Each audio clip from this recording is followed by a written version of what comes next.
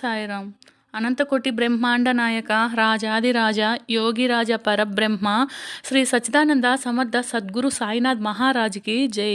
సాయి భక్తులందరూ ఎలా ఉన్నారు ఫ్రెండ్స్? ఆ సాయినాథుని దయ వల్ల మీరందరూ బాగుండాలి, అందులో నేను ఉండాలి అని మనస్ఫూర్తిగా కోరుకుంటూ ఈరోజు వీడియోని అయితే ప్రారంభిస్తున్నానండి. వీడియోని ప్రారంభించే ముందు అందరినీ ఒక చిన్న రిక్వెస్ట్ చేసుకుంటున్నాను. మన ఛానల్ని ఎవరైనా ఫస్ట్ టైం చూస్తుంటే సబ్స్క్రైబ్ చేసుకోండి. అలానే వీడియోకి ఒక చిన్న లైక్ ఇచ్చి చూడడానికైతే ట్రై చేయండి.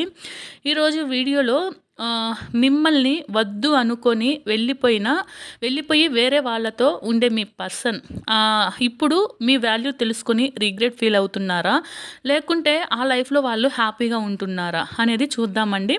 అంటే ఈ వ్యక్తి ఎవరైనా కావచ్చండి, హస్బెండ్ కావచ్చు, లవర్ కావచ్చు, ఫ్రెండ్ కావచ్చు, బ్రదర్ కావచ్చు, ఎవరైనా కావచ్చు.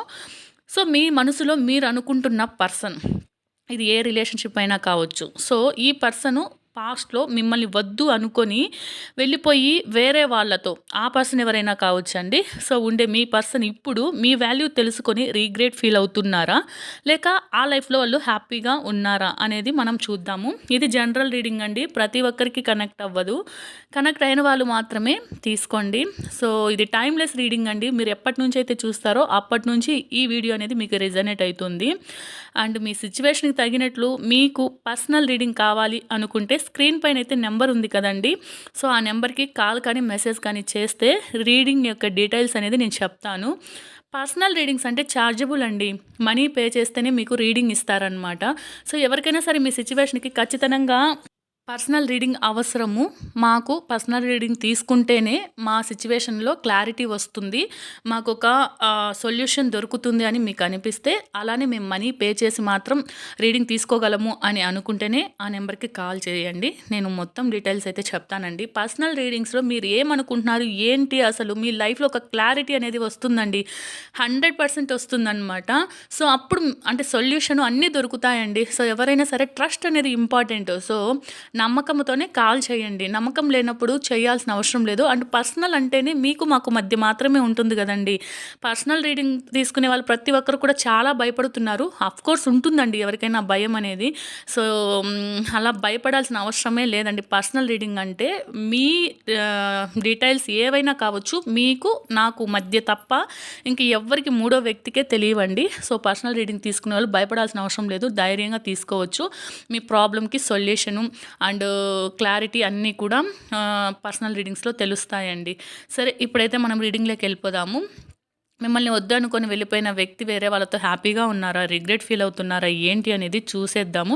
మీకు కూడా తెలుసుకోవాలని చాలా ఆత్రంగా ఉంటుంది కదా, కోర్స్ ఎవరికైనా ఉంటుంది. సో ఇప్పుడు ఈ వ్యక్తి ఏంటి అంటే వాళ్ళ లైఫ్లో డీప్ ఇంట్రోస్పెక్షన్లో ఉన్నారండి. అంటే ఆత్మ విమర్శన, ఓవర్ థింకింగ్లో ఉన్నారు. అంటే వాళ్ళ మనసులో వాళ్ళే చాలా ఎక్కువగా ఆలోచించుకుంటున్నారు, బయటికి మాత్రం చాలా సైలెంట్గా కనిపిస్తున్నారండి.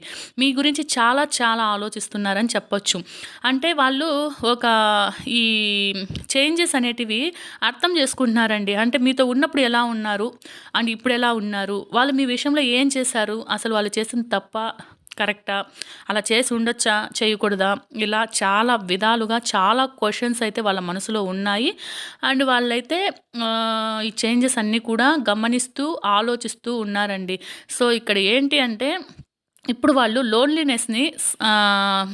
లోన్లీనెస్గా ఉన్నారండి. సైలెన్స్గా ఉంటూ మొత్తం కూడా వాళ్ళలో వాళ్ళే ఆత్మవిమర్శన చేసుకుంటున్నారు. సో ఇప్పుడైతే ప్రజెంట్లో వాళ్ళు సైలెన్స్ని ఫేస్ చేస్తున్నారండి. బయట అయితే ఏది కూడా ఎక్స్ప్రెస్ చేయట్లేదు.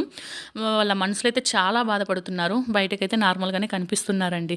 సో ఇక్కడ ఏంటంటే రిగ్రెట్ అనేది ఉందా అంటే ఖచ్చితంగా ఉందండి. ఈ వ్యక్తి చాలా రిగ్రెట్ ఫీల్ అవుతున్నారు, పెయిన్ ఉంది అతనికి. ఆమె ఎవరైనా కావచ్చు, ఆ వ్యక్తికి అండి. అతను ఆమె అని అనుకోవద్దు. చూసేవాళ్ళు మేల్ అయితే ఫిమేల్ గురించి, చూసేవాళ్ళు ఫిమేల్ అయితే మేల్ గురించి అనుకోండి. సో ఒక వ్యక్తి, ఒక పర్సన్ అనమాట, ఓకేనా. సో ఈ పర్సన్ అయితే ఇప్పుడు రిగ్రెట్ ఫీల్ అవుతున్నారండి. వాళ్ళకి చాలా పెయిన్గా ఉంది అండ్ ఎమోషనల్ లాస్ కూడా అనిపిస్తుందండి వాళ్ళకి. అంటే మిమ్మల్ని వదిలేసి వెళ్ళిపోవడం వల్ల వాళ్ళకి ఎమోషనల్ లాస్ అయినట్లు కూడా అనిపిస్తుందండి. వాళ్ళు మిమ్మల్ని వదిలేసి తప్పు చేశారేమో అన్న వాళ్ళు చేసిన తప్పు గురించి కూడా బాధపడుతున్నారండి. అంటే పాస్ట్‌లో మీ విషయంలో చేసిన మిస్టేక్ గురించి చాలా చాలా ఆలోచిస్తూ బాధపడుతున్నారని మనం చెప్పుకోవచ్చనమాట. అంటే మిమ్మల్ని అలా వదిలేసి మిమ్మల్ని ఐ మీన్ మీకొక కమిట్మెంట్ అయితే ఇచ్చింటారు కదా! అంటే అది ఫ్రెండ్‌గా కావచ్చు, లవర్‌గా కావచ్చు, పెళ్లి చేసుకుంటానని చెప్పడం కానీ, ఏదైనా సరే మీతో లైఫ్ లాంగ్ ఉంటానని కానీ ఏదైనా ఒక కమిట్మెంట్ ఇచ్చినప్పుడు సో, వాళ్ళు దానిని క్రాస్ చేయడం వల్ల ఆ మిస్టేక్ గురించి చాలా చాలా ఆలోచిస్తున్నారు, బాధపడుతున్నారు, రిగ్రెట్ ఫీల్ అయితున్నారు. వాళ్ళకదొక పెయిన్‌ఫుల్ సిట్యుయేషన్ లాగా కూడా ఉందండి. సో, ఈ వ్యక్తి లైఫ్‌లో ఏందంటే అన్‌ఎక్స్‌పెక్టెడ్‌గా చాలా చాలా జరిగాయండి. అంటే అవి మనం అసలు ఊహించను కూడా ఊహించలేమనమాట. సో, మనకి బయట కనపడేదంతా ఒకటైతే వాళ్ళ లైఫ్‌లో జరుగుతుంది మరొకటి. సో, ఈ వ్యక్తి లైఫ్‌లో అన్‌ఎక్స్‌పెక్టెడ్‌గా చాలా మార్పులైతే జరిగాయండి. వాళ్ళకి మిమ్మల్ని వదిలేసి వెళ్ళిపోవడం కూడా ఒక షాక్‌లాగా అనిపిస్తాందండి ఇప్పుడైతే. ప్రెజెంట్‌లో కూడా ఎమోషనల్ ఇన్‌స్టెబిలిటీలో ఉన్నారండి వాళ్ళైతే. వాళ్ళ లైఫ్‌లో అయితే వాళ్ళేం హ్యాపీగా లేరు. అన్‌ఎక్స్‌పెక్టెడ్‌గా చాలా చేంజెస్ అయితే జరిగాయి. వాళ్ళు హ్యాపీగా ఉందాము అనుకున్న లైఫ్‌లో ఇప్పుడైతే హ్యాపీగా లేరు. మీ వాల్యూ అనేది తెలుసుకుంటున్నారు. సో, చాలా చాలా పెయిన్ అయితే వాళ్ళు ఫేస్ చేస్తున్నారు. బట్ బయటికైతే అవేమి చూపించట్లేదండి. బాగున్నట్లే కనిపిస్తున్నారు. బట్ ఇక్కడేంటి అంటే వాళ్ళు రిగ్రెట్, గిల్ట్, స్లీప్‌లెస్ నైట్స్ అన్నీ ఉన్నాయండి. సో, కార్స్ అయితే చూడండి అసలు వాళ్ళ లైఫ్ ఎలా అయితే చూపిస్తున్నాయో. అంతే కదండీ! కర్మ అనేది ఎవ్వరిని వదిలిపెట్టదండి. ఎవ్వరు చేసిన కర్మ వాళ్ళు ఖచ్చితంగా అనుభవించాల్సిందే అండి. అది ఏ ఏ విధంగా అయినా సరే కర్మ అనేది వదిలిపెట్టదండి. ఆ రోజు మిమ్మల్ని వదిలేసి మీకు దూరంగా ఎళ్ళిపోయి వాళ్ళ లైఫ్‌లో హ్యాపీగా ఉంటాము అని ఎళ్ళిపోయిన వ్యక్తి ఈరోజు అన్‌ఎక్స్‌పెక్టెడ్‌గా చాలా చాలా చేంజెస్ జరిగి అప్పుడు మీరు ఎంతైతే బాధపడ్డారో ఆ పెయిన్‌ని, ఆ బాధని వాళ్ళిప్పుడు ఫేస్ చేస్తున్నారండి. సో, మీ పెయిన్ గురించి వాళ్ళు ఇప్పుడు ఆలోచిస్తున్నారండి. ఇప్పుడు ఏంటంటే వాళ్ళకి మెంటల్‌గా చాలా ప్రెషర్ ఉంది. తప్పు చేశామన్న స్ట్రాంగ్ ఫీల్ కూడా ఉందండి వాళ్ళకి. మిమ్మల్ని వదిలేసి మీ లైఫ్‌లో నుంచి ఎళ్ళిపోయి మిమ్మల్ని చీట్ చేసి చాలా తప్పు చేశాననే స్ట్రాంగ్ ఫీలింగ్ కూడా వాళ్ళకి ఉందండి. సో, ఇప్పుడు ఏంటి అంటే అపాలజీ అనేది రిప్రజెంట్ చేస్తుంది. బట్ వాళ్ళేంటంటే మళ్ళీ మీ దగ్గరికి రావాలని కోరుకుంటున్నారు కానీ చిన్న ఫియర్ ఉంటది గదండీ! ఎంత చీట్ చేసి ఎళ్ళిపోయి వాళ్ళ లైఫ్ వాళ్ళు చూసుకున్నప్పుడు ఇప్పుడు తిరిగి ఏ మొహం పెట్టుకొని మీ లైఫ్‌లోకొస్తారండి? సో, అలా వచ్చినా మీరు యాక్సెప్ట్ చేస్తారా? ఒకవేళ చేసిన వాళ్ళకి ఆ గిల్ట్ అనేది ఉంటది కదా! సో, ఇలా చాలా చాలా ఫియర్‌లో అయితే ఉన్నారండి. కానీ ఫైనల్లీ వాళ్ళకేంటి అంటే మీ ప్రేమ కావాలి. మీరిచ్చిన ప్రేమ కావాలి. మీకొక అపాలజీ ఇవ్వాలి అనేసి అనుకుంటున్నారు. మీ దగ్గరికి రావాలని కూడా వాళ్ళు అనుకుంటున్నారండి. కానీ వాళ్ళలో చిన్న హెసిటేషన్, ఫియర్ ఇవన్నీ కూడా ఉన్నాయండి. బట్ ఇప్పటికి కూడా వాళ్ళ మనసులో మీ మీద ప్రేమ అనేది ఉంది అన్న ఇండికేషన్ ఉందండి. సో, కనెక్షన్ అనేది డెప్త్ ఉంది. కాకపోతే డెసిషన్ తీసుకోవాలా అని వాళ్ళు చాలా ప్రెషరు ఫీల్ అవుతున్నారు. ఎందుకు అంటే ఆల్రెడీ వాళ్ళు వేరే వాళ్ళ లైఫ్‌లోకి వెళ్ళిపోయినప్పుడు మీ మీద ప్రేమ ఉన్నా సరే వాళ్ళు డెసిషన్ తీసుకోవడానికి భయపడడం గానీ, ప్రెషర్ కానీ ఉంటది కదా! సో, ఇలా ఉన్నారు.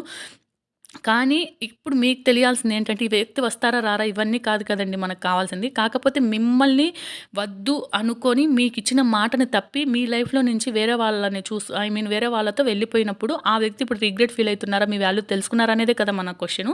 సో, 100% మీ వాల్యూ తెలుసుకున్నారు. మీ ప్రేమ తెలుసుకున్నారు. వాళ్ళు చేసిన తప్పు తెలుసుకున్నారు.